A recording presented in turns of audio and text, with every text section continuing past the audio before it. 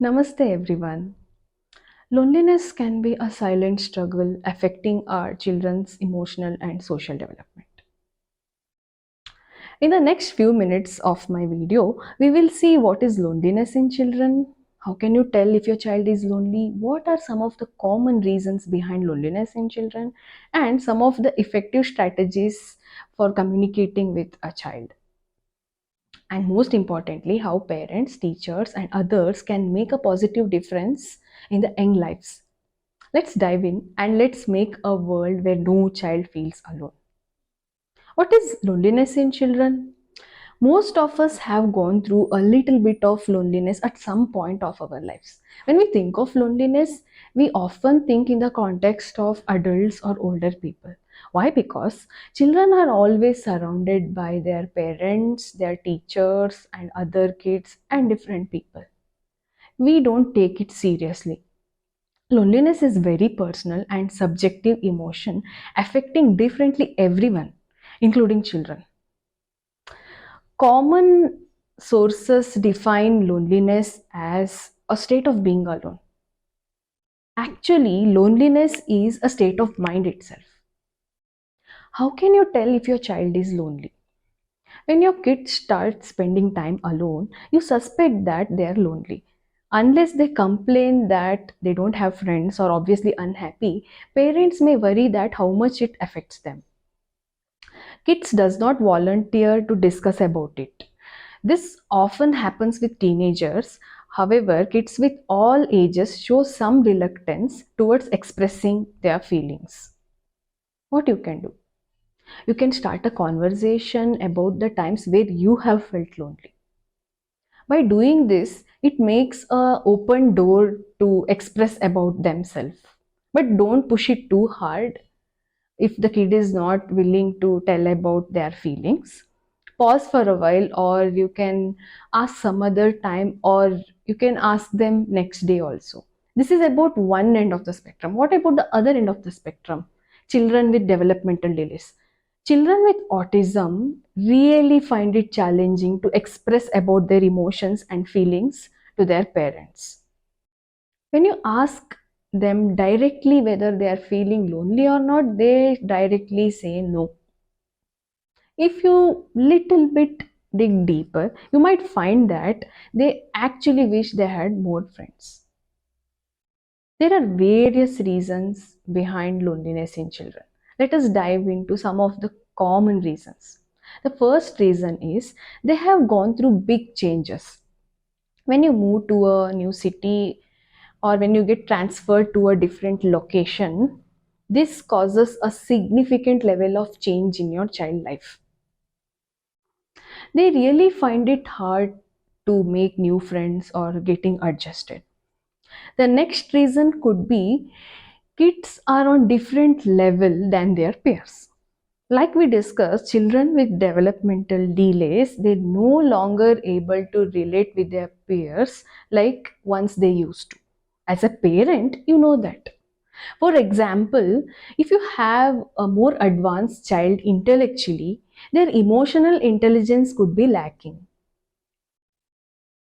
This makes them to socialize less, leading to loneliness.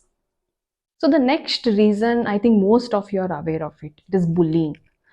Kids are hesitant to tell about their bullying experiences with their parents because they feel embarrassed or ashamed.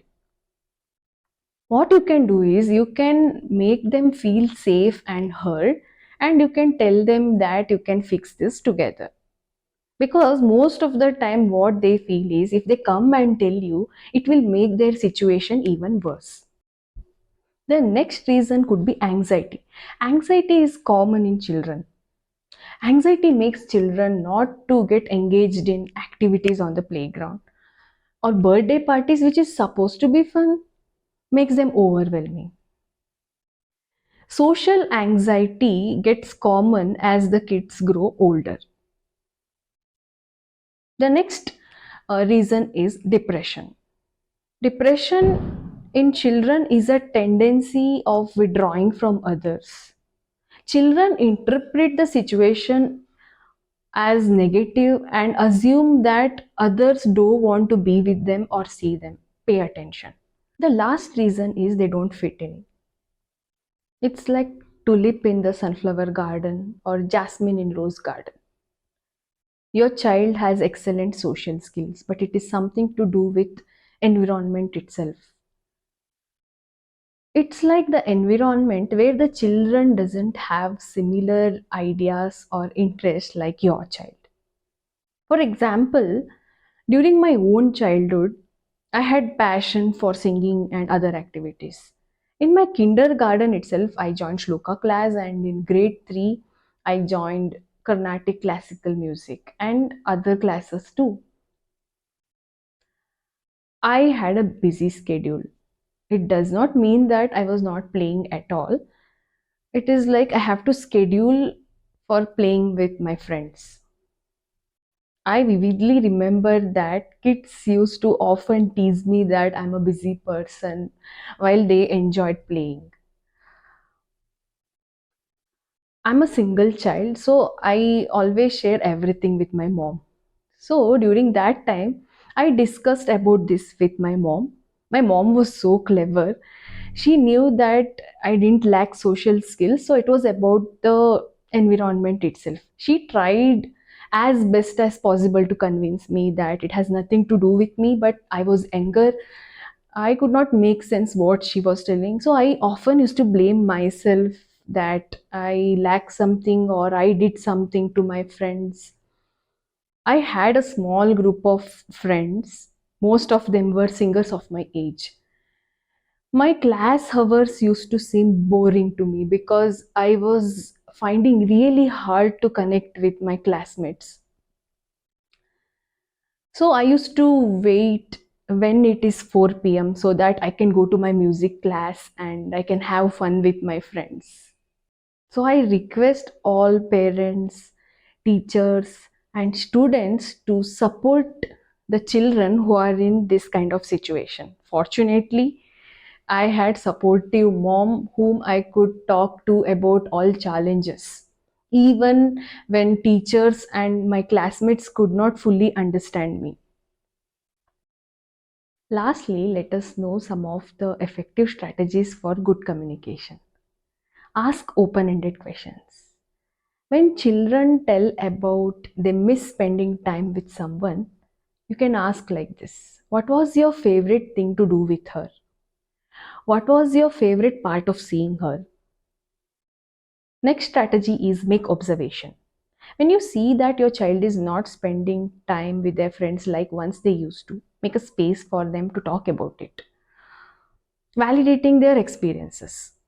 Show genuine interest, listen to them without judgment, but don't show too much sympathy or overreaction, which can make their situation even worse.